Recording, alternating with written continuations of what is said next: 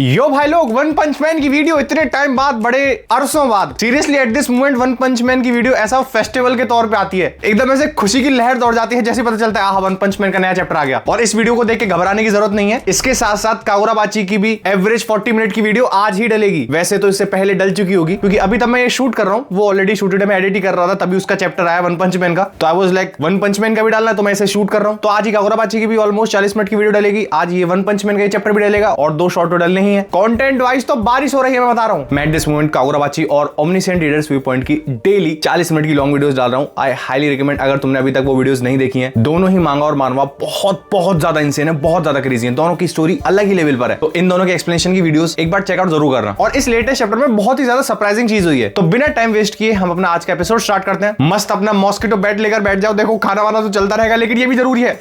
मच्छर इतने हो रखे क्या बताऊं मैं। और पूरी वीडियो एंजॉय करो। सबसे पहले कवर पेज पे हम देखते हैं साइतामा को, और इस कवर पेज को देख के मेरे को याद आया, भाई बहुत टाइम से साइतामा ही नहीं दिखा यार। वो बेचारा वहां लगा पड़ा है, वहां प्रोटेस्ट चल रही है, नाम चेंज करो, नाम चेंज करो। खैर, सबसे पहले पैनल में हम देखते हैं ब्लास्ट के सन ब्लू को, और वो काफी ज्यादा हाफे जा रहा है, बहुत ज्यादा लंबी लंबी सांसें लिए जा रहा है। वहां से मकॉय कॉल पर बोल रहा है कि ब्लू ब्लू क्या हुआ, क्या सिचुएशन है, रिस्पॉन्ड करो रिस्पॉन्ड करो। इसकी हालत बहुत ज्यादा खराब है, लंबी लंबी सांसें ले रहा है। अगर तुम भूल गए हो, पिछले ही चैप्टर के अंदर, पिछले एपिसोड के अंदर ये ईल ड्रैगन से लड़ रहा था, हाँ उसी इतने बड़े मॉन्स्टर से। और हम अगले सीन में देखते हैं हमारे ब्लू ने उस ईल ड्रैगन को हरा दिया है। और अगर तुम भूल गए हो, ये particular monster dragon level monster था जो इजीली मल्टीपल सिटीज को, बहुत बड़े एरिया को, एक पूरे का पूरे ब्लॉक को ऐसे उड़ा सकता है। तभी उसे वो टाइटल दिया जाता है ड्रैगन। और ये लोग नॉर्मल ड्रैगन लेवल हैं भी नहीं। तो मैं याद है पिछले एपिसोड के अंदर हमारे जेनोस की क्या हालत हुई थी, वो भी तो एक ड्रैगन लेवल था। और जेनोस पहले से कितना ज्यादा स्ट्रॉन्ग हो चुका है। जेनोस ने इतने टाइम पहले ही एक ड्रैगन लेवल मॉन्स्टर को इजीली वन शॉट कर दिया था, लेकिन उस ड्रैगन लेवल से लड़ते हुए हमारे जेनोस की बहुत ज्यादा हालत खराब हो गई थी। ऑलमोस्ट अनकॉन्शियस हुआ पड़ा है वहां पे, उसकी पूरी बॉडी टूटी पड़ी थी। तो ये eight this moment dragon level monsters नहीं है। इन्हें मैंने जैसे लास्ट एपिसोड के अंदर एक्सप्लेन किया था, ये लोग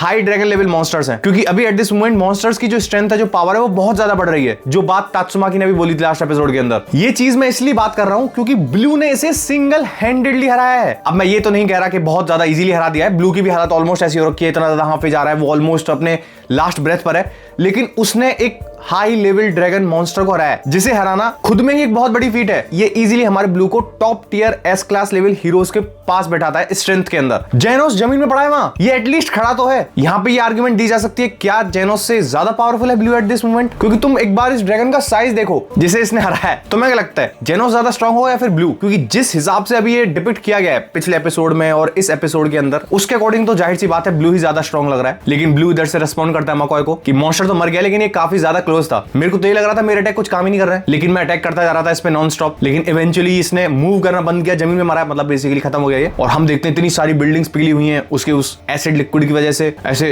15 फ्लोर की बिल्डिंगों के तो ऊपर उसकी आधी बॉडी ऐसे पड़ी हुई है। तभी ब्लू हल्का सा उससे पीछे आता है और वो सोच रहा होता है कि मैंने इतना ज्यादा एनर्जी को यूज कर लिया है लिमिटर हटाने के बाद कि ये सूट ही खत्म हो चुका है। अब ये सूट ही लॉकअप हो गया क्योंकि इसमें एनर्जी नहीं बची है। मैं 1 इंच भी मूव नहीं कर पा रहा हूं अपनी बॉडी को इस सूट की वजह से। लास्ट एपिसोड में, लास्ट या लास्ट टू लास्ट एपिसोड में शायद इसने अपने सूट का लिमिटर हटाया था ना, अगर तुम्हें याद हो तो। और वो पूछता है मकॉय से क्या कोई और मॉन्स्टर्स बचे हुए हैं एट दिस मोमेंट? मकॉय सामने से बताता है एंड ब्लू इज लाइक अच्छा, इसका मतलब अभी कुछ ओवर नहीं हुआ है, अभी भी इनका अटैक चले जा रहा है। क्या दूसरी जगह जो मॉन्स्टर अटैक कर रहा है वो भी एक ड्रैगन लेवल थ्रेट है? मतलब बेसिकली जिसकी बात कर रहे हैं, अगर तुम्हें नहीं समझ में आ रहा है, ये उस मशीन गॉड की बात कर रहे हैं जिससे हमारी सुई को लड़ रही है, सूर्य की बहन। सामने से मकॉय बोलता है न्यू लीडर्स और एस क्लास के हीरोज अभी भी सीन पे नहीं पहुंचे हैं, क्योंकि हमारी सुई को एस क्लास हीरो नहीं है, ए क्लास हीरो है, इसलिए इसने बात बोली है। मकॉय बोलता है कोई लड़ तो रहा है हीरो एसोसिएशन से, लेकिन मेरे को नहीं लगता कि ये सर्वाइव कर पाएगी इतनी ज्यादा टाइम तक। और मैं प्लान कर रहा हूँ रेडन को बुलाने का या फिर बेबी गाजा को बुलाने का, जिसमें हमारा ब्लू बोलता है एक काम करो, मैं वहां पे पहुंच रहा हूँ।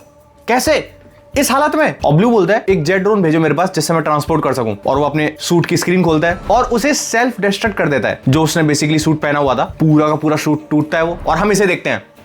बाकी सब बातें बाद में होती रहेंगी। वन पंच मैन थोड़ा अलग कर दीजिए। क्या है ये? कितना 16 साल का था ना ये? कहां से लग रहा है ये 16 साल का? ऐसी बॉडी इंपॉसिबल है 16 साल के लिए। और मेरे को एक चीज नोटिस हुई, तब मैं इसे पहली बार देख रहा था कि इसने टैंक टॉप पहनी हुई है। वैसे तो जितने बंदे अभी तक हमने शूट में देखे हैं तब वो सूट पहन रहे थे, तो मैं याद हो सूर्य के टाइम पे उन्होंने भी शायद पीछे टैंक टॉप सी पहनी हुई थी, जितना मुझे अच्छे से याद है। तो मे बी वो सूट के लिए पहना हुआ है इसने, लेकिन डैम बॉडी तो बहुत ज्यादा अच्छी है बंदे की। और ब्लू यही सोच रहा होता है कि एक डिजास्टर लेवल ड्रैगन को अपने बेयर फ्लैश से हराना और उससे लड़ना, उसके सामने जाना, एक प्रॉपर बहुत बड़ा गैम्बल है। लेकिन स्टिल वहां से वो जेट ड्रोन बहुत स्पीड से आता उड़ता हुआ हमारा ब्लू उस पर जंप करता है और ब्लू बोलता है गैम्बल है बहुत बड़ा, मैं मर सकता हूं, लेकिन मैं हीरो बना हूं अपने फादर को सरपास करने के लिए, मतलब ब्लास्ट को सरपास करने के लिए। इंटरेस्टिंग। ब्लू बोलता है मैं बस यहाँ पे खड़े रहकर सिर्फ और सिर्फ देख नहीं सकता कि ये लोग इतना ज्यादा डिस्ट्रक्शन मचा रहे हैं मॉन्स्टर्स। इस बात से ये पता चल रहा है कि जितने भी अभी तक हमने कन्वर्सेशंस देखी हैं ब्लू की, फ्रॉम पर्सपेक्टिव ऑफ ब्लू, वो एक सॉलिड हीरो की तरह ही काम कर रहा है। वो तो जिस ऑर्गेनाइजेशन में वो गया है न्यू हीरोज में, वहां पे बहुत ज्यादा करप्शन है, वो एक अलग बात है। लेकिन हमारा ब्लू तो अभी तक का कैरेक्टर जितना भी हमें बताया गया है बहुत ज्यादा बढ़िया कैरेक्टर है, जैसे हीरो को काम करना चाहिए। सीरियसली भाई तुम खुद देखो, ऐसी हालत में भी ये बिना सूट वगैरह के सीधा चल दिया है वहां से, वो भी हाई लेवल ड्रैगन मॉन्स्टर के सामने। कंप्लीट सुसाइड है वो, लेकिन फिर भी जा रहे हैं भाई साहब। हम हीरो एसोसिएशन में पहुंचते हैं, वहां एग्जीक्यूटिव्स मेरे भाई ये कभी कभी इतना गुस्सा दिला देते हैं ना मेरे को, ऐसा मन करता है जहां मिले वहीं धड़ दबोचो और पीट मारो इन्हें। वहां इतनी ज्यादा बड़ी बैटल चल रही है, सिटीज की सिटीज डिस्ट्रॉय हुए जा रही हैं, ड्रैगन लेवल मॉन्स्टर यहां अंदर हेडक्वार्टर के अंदर घूम रहा है। इनकी चिंता पता क्या है, लोगों को मर रहा है मरने दो। तुम्हें पता है हेडक्वार्टर अंडर अटैक है, और हेडक्वार्टर्स में रेसिडेंशियल ओनरशिप है स्पॉन्सर्स की, अमीर लोगों की, तो उन्हें हमें हर हालत में बचाना है। अरे लाइफ इज इक्वली इंपॉर्टेंट। एक बंदा अपनी वाइफ से बात कर रहा है कॉल पर, and he is like Honey चिंता मत करो मैं बहुत अच्छा शेल्टर ढूंढ रहा हूं। और एक ने तो हद ही कर दी है टकले ने, वो बंदा बोल रहा है मेरा जो दारू का कैबिनेट है, लिक्वर कैबिनेट है, उसे शेल्टर में डालो। मतलब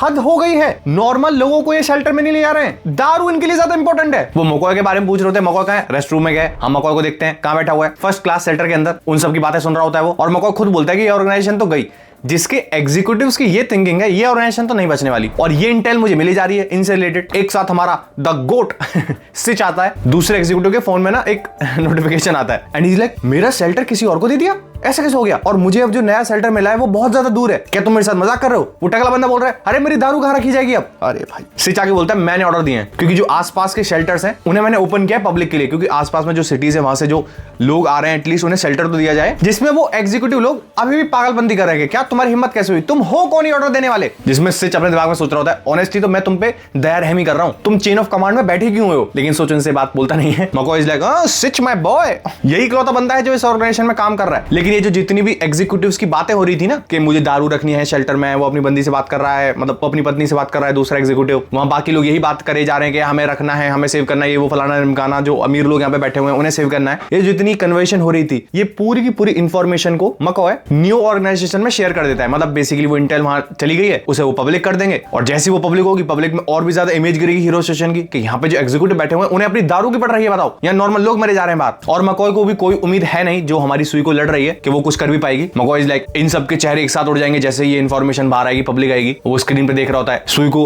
लड़े जा रही है, भागे जा रही है, वहां से उनके अटैक से बची जा रही है। हम रियल टाइम में बैटल में पहुंचते हैं। एक तो मशीन और इतने सारे हाथ हैं, उन हाथों में से उसने वो बॉल सी और ले रखी है पावर जनरेटेड, जो एक साथ ब्लास्ट हो रही है कॉन्टेक्ट पे आते ही, उन्हें फेंके जा रहा है वो नॉन स्टॉप। सुई को वहां से भगी हुई जा रही है। इनफैक्ट कुछ लोग नोटिस करते हैं, कुछ बच्चे नोटिस करते हैं कि देखो वहां पे कोई हीरो लड़ रहा है उस मॉन्स्टर से, सुई को भगी हुई यही सोच रही है कि जिस तरीके से ये हिट करे जा रहा है ये हमारा मशीन किलर, पीछे ही अपार्टमेंट्स हैं, तो इसका वो अटैक अपार्टमेंट में जाके ना लग जाए, नॉर्मल रेसिडेंट्स जो हैं उन पे ना लग जाए, वो ना मर जाए, उनसे दूर रखने की कोशिश कर रही है सुई को इसे। और हम देखते हैं एक उसकी तरफ आ रहा होता अटैक, और हमारी सुई को उसे बहुत ही इजीली डिफ्लेक्ट कर देती है अपनी तरफ आते हुए अटैक को, और सुई को बोलती है ये water stream rock smashing fist की तरह तो नहीं है लेकिन हाँ काम जरूर करेगा, और वो बहुत इजीली डिफ्लेक्ट कर देती है उसके अटैक को आते हुए को। माइंड यू ड्रैगन लेवल है सामने, वो भी हाई ड्रैगन लेवल, और इसे एसेस किया गया है एक ए क्लास के हीरो जितनी पावर के साथ उसने डिफ्लेक्ट किया है। वैसे water stream rock smashing fist से कुछ याद आया, बैंग, हु नोज हमारी सुई को बैंक के पास ट्रेनिंग के लिए निकल ले, वहां से सुई को जंप करती है दूसरी तरफ दूसरे डायरेक्शन में, जिससे वो अटैक ना कर पाए हेडक्वार्टर्स की तरफ, किधर आए इधर अटैक कर। लेकिन वो इतनी स्पीड से अपने हाथ तो घुमाया जा रहा था और वो जानबूझकर एक फायरबॉल को लॉन्च कर देता है हेडक्वार्टर की तरफ, एंड ही इज लाइक उप्स मेरे हाथ से स्लिप हो गया अटैक,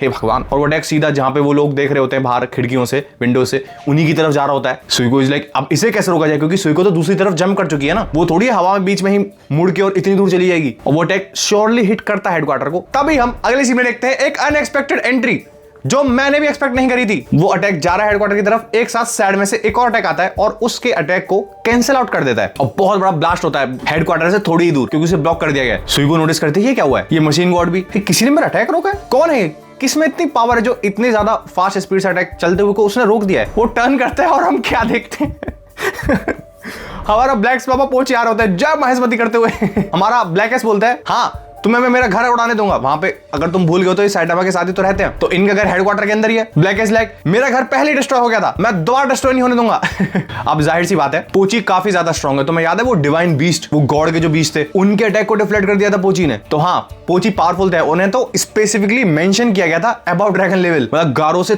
थोड़े ही कम पावरफुल थे वो। तो हाँ पोची में पावर तो है और इसीलिए उसने उसके अटैक को इतना इजीली डिफ्लेक्ट कर दिया। और हम देखते हैं पोची सिर्फ एक से उसे डिफ्लेक्ट नहीं करता है, वो 3-4 और शूट करता है इस मशीन की तरफ, पीछे से ब्लैक एस लगा पड़ा है, चीर देंगे, फाड़ देंगे, हमारा घर डिस्ट्रॉय करने। वो मशीन गॉड उसके अटैक से बचने लगता है और जो लोग उन बिल्डिंग्स में है ना वो सोचने लगते हैं जो काउंटर अटैक है इस बिल्डिंग का, जो डिफेंस सिस्टम है वो शायद एक्टिवेट हो गया है तो उसने अटैक किया है। उन्हें नहीं पता कि वहां पे हमारे पोची है, हमारा रोवर और ब्लैक एस है। और आई डोंट थिंक उन्हें पता चलेगा भी, क्योंकि अगर ऐसा पता चल जाता है तो इतना ज्यादा मुद्दे वाली बात हो जाएगी ना, यहाँ पे मॉन्स्टर क्या कर रहा है हेडक्वार्टर के अंदर ही। तो आई डोंट थिंक इन्हें पता चलेगा, उन्हें बस यही रहेगा कि हाँ डिफेंस सिस्टम एक्टिवेट हो गया है। उन्हें देख के सुई को भी सरप्राइज हो जाती है कि क्या हो रहा है, जहां से अटैक हो रहा है, क्योंकि eight this moment defensive state में आ चुका है ना हमारा मशीन गॉड। अब यहाँ पे ब्लू भी आ रहा है, इनफैक्ट हमारी वेवी भी आ रही है, सुई को तो है ही, रोवर ब्लैक एस सब लड़ने वाले हैं क्या इससे, ये तो वैसे ही मर जाएगा इतने सारे लोग अगर एक साथ अटैक करेंगे तो। अब मोस्ट इंपॉर्टेंट जो हम पिछले टाइम से एक साथ उसका बिल्डअप होते हुए देख रहे हैं कि हमारा सुईको का भाई सुईरयू गारो की तरफ जा रहा है। मेरे को ऐसा लग रहा है कि नेक्स्ट चैप्टर के अंदर ही हम गारो को देखने वाले हैं और इनका मे बी बैटल हो सकती है, वो कॉन्फ्लिक्ट हो सकता है अगले ही चैप्टर के अंदर। मेरे को तो इस पूरे चैप्टर में सबसे बेस्ट पोर्शन लगा था ब्लैक एस और रोवर का, जय महेशमती करते हुए आए दोनों। तुम्हारे लिए कौन सा था कमेंट सेक्शन में जरूर बताना। और तुम्हारे तो वैसे भी मजे आ ही रहे हैं, डेली बेसिस पे इतनी बड़ी बड़ी वीडियोस डली जा रही हैं और मैं भी कोशिश कर रहा हूँ कि वीडियोस को जितना ज्यादा बेटर बना पाऊं। खैर मिलते हैं नेक्स्ट अगली ही लॉन्ग वीडियो में और तब वन पंच मैन का नेक्स्ट चैप्टर आएगा तब मैं उसे एक्सप्लेन कर दूंगा। मिलते हैं नेक्स्ट वीडियो में, तब तक के लिए stay healthy, be happy, gym नहीं जा रहे हो जिम जाओ, डू सम वर्कआउट। जय हिंद।